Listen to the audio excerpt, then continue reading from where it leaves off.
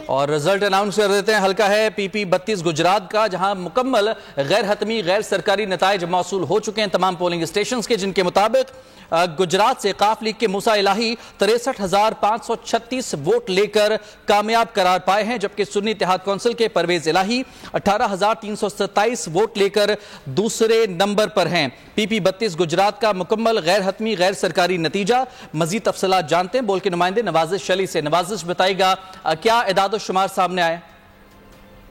जी बिल्कुल, जो है बिल्कुल एक दफा फिर जो है पाकिस्तान मुस्लिम लीग काफ ने ये पीपी हल्का जो पीपी 32 है इसका जो है सेरा जीत का अपने साथ सजा लिया है।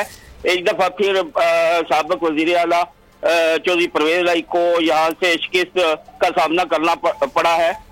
जनरल इलेक्शन में चौधरी सालिक हुसैन वफाकी वजीर है, जो उन्होंने ये सीट जो है विन करके तो ये छोड़ी थी और नेशनल असेंबली में जो है वो अलफ उठा लिया था।